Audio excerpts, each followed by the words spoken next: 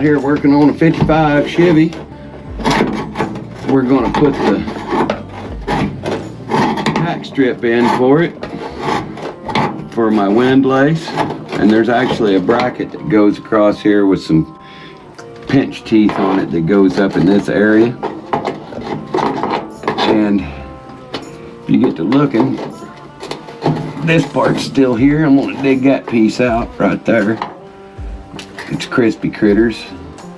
If they're okay, leave them. If not, you need to change them because there ain't none in this car to speak of. It's a little around the corner, but that's all right. But anyway, I bend these back a little bit.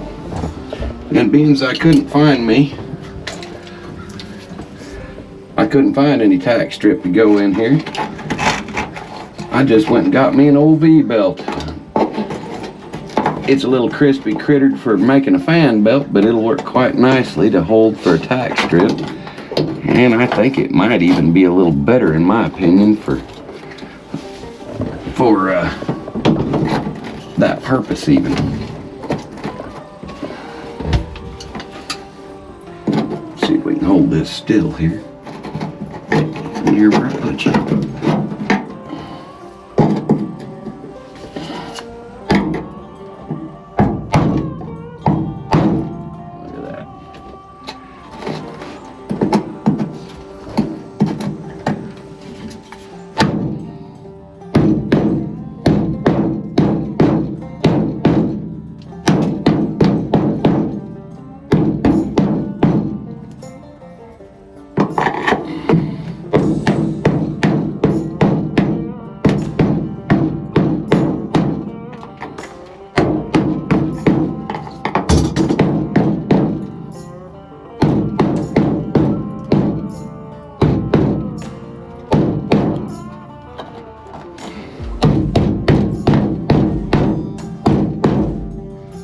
That just like clockwork.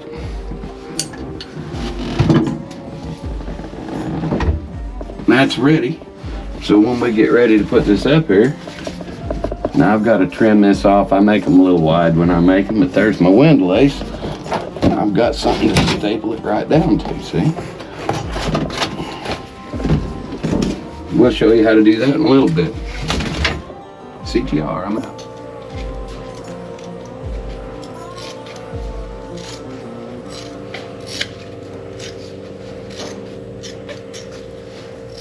Trimming up this windlace. I'm gonna stick it in the slot here in a minute.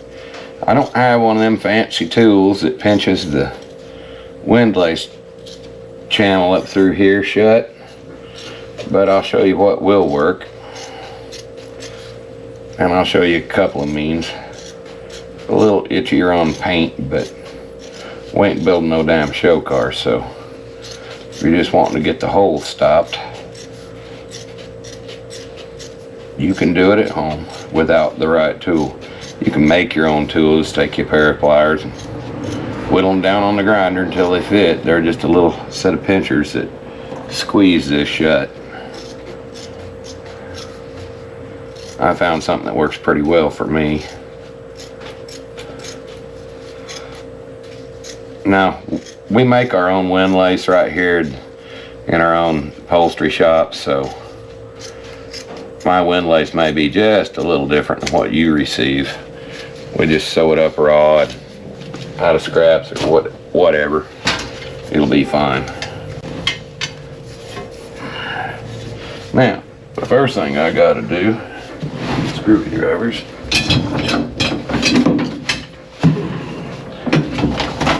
My pinchers.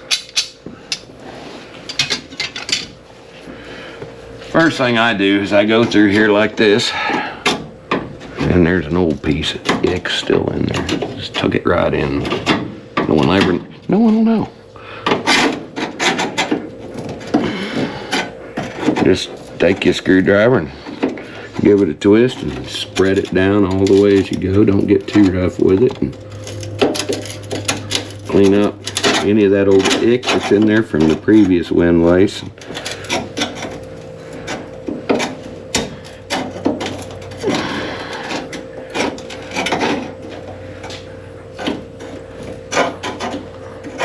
Easier to tuck if it's a little wide.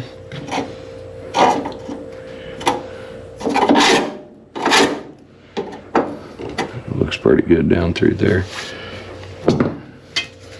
Now, the first thing I'm gonna do is take this and poke it into the groove where I want it, like that, and throw me some staples up the side. Like this.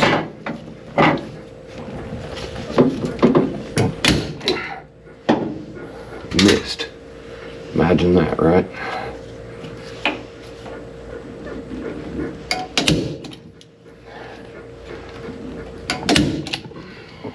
Now we're cooking.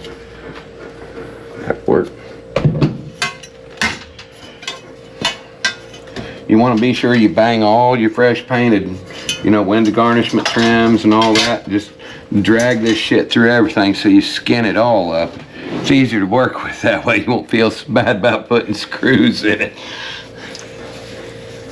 Alright. I'm gonna make me some relief cuts right here in a couple spots.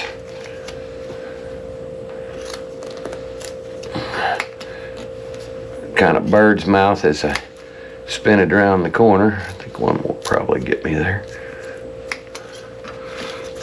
See, it lets it make that corner pretty good. And I'm where I want to be. So I'm going to take some of the bulk off this so it ain't hanging on my staples so bad. And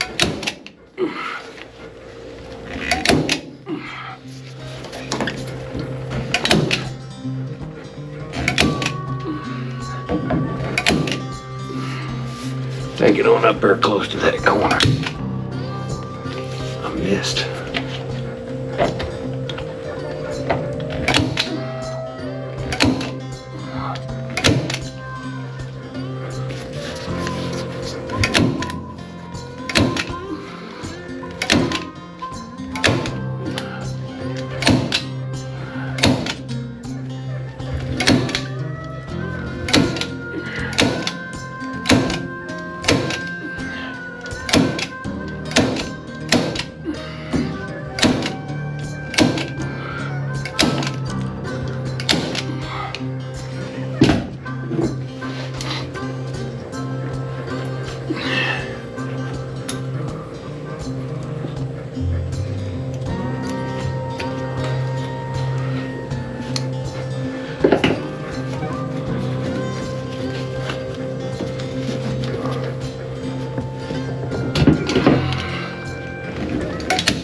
Now I actually put a piece of fan belt in this corner.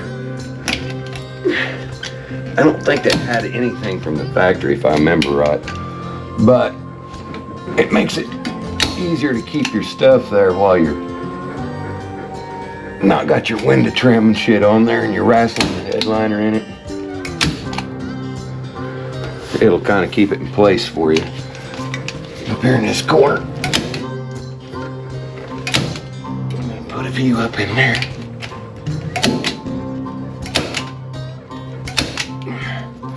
There we go. Do the same thing back here at this corner. Just kind of put you some bird's mouth in right at the beginning of the radius. Just cut it back pretty short, like that. Probably one there, one there, maybe one more. And I cut it pretty close to where I'm nailing. Now if you look, that'll just kind of roll right up in there. And I'll staple it around the corner a couple places, keep the weight off of it, and attach my corner into what I got.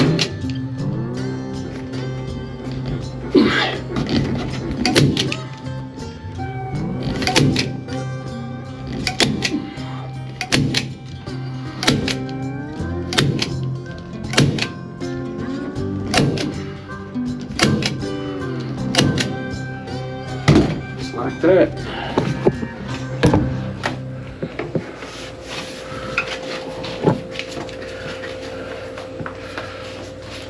Left that just a little bit shorter than I wanted, but it'll be all right.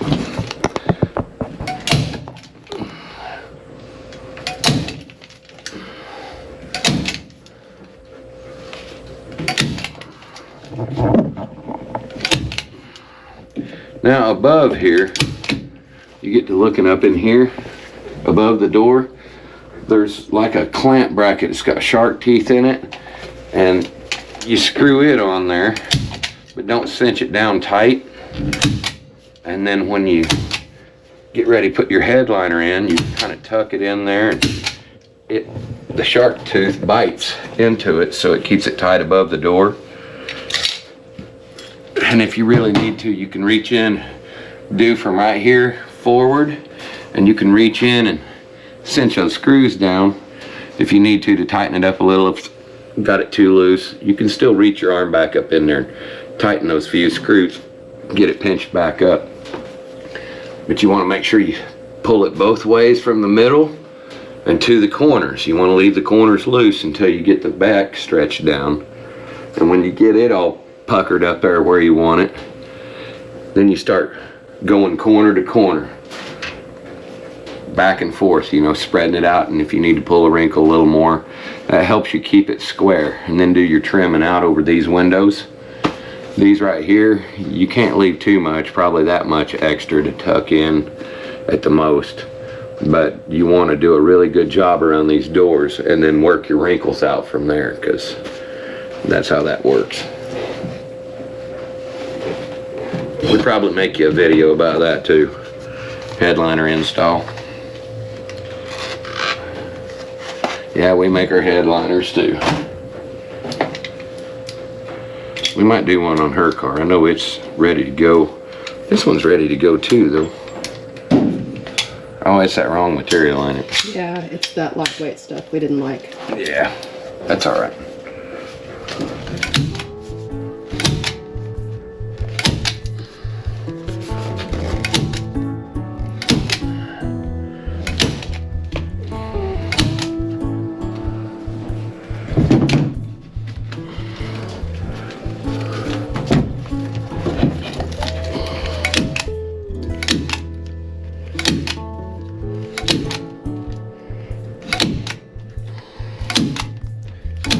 Now, I cut this one a little bit short. Experience has taught me that this side will get chewed up. The rocker sill plate actually sits. The sill plate actually sits. If you notice, the carpet comes way the hell out here. The sill plate sits like this. Ordinarily, they kind of tuck it up under, and it gives a little bump between that and the edge of the carpet. I'm not real worried about that. I may sew something on there by hand and turn it a little bit, but really, that's probably a better way to do it. They did come back up underneath the edge of the carpet. They just folded up under. I can tell you, I've seen lots of them. They just get worn through, people climbing in and out of the back seat. What kind of car are you building? Are you building a driver, or are you building a show car? That's good enough for a driver. Now we've got our shit squished up in there. Right here through the dash area is pretty tight to get my pinchers in. So I just get behind the corner of the dash and kink the crap out of it like that. Get back in there, little devil.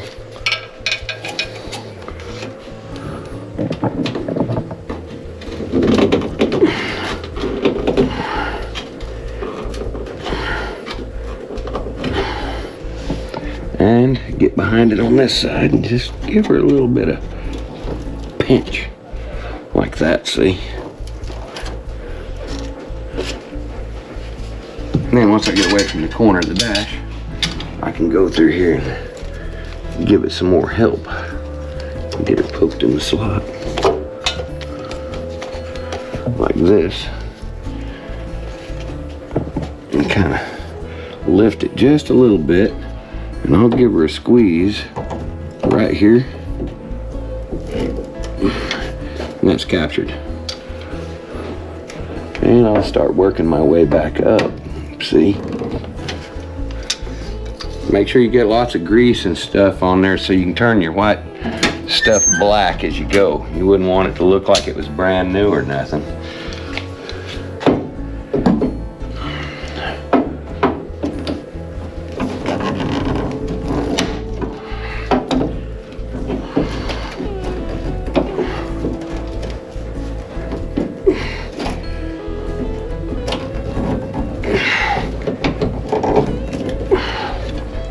That's captured. Now I'll just take me a couple more pinches here where it's hard to get to.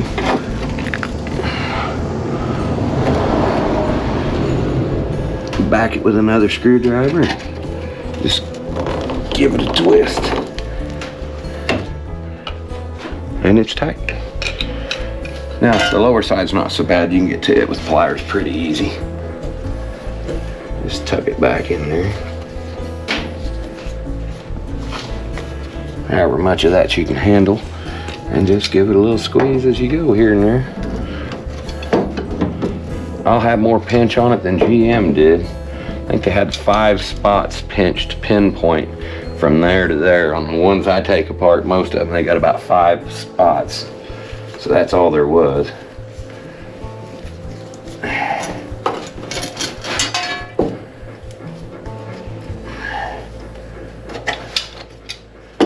Go ahead and kink that right there. And just work my way up in a few spots.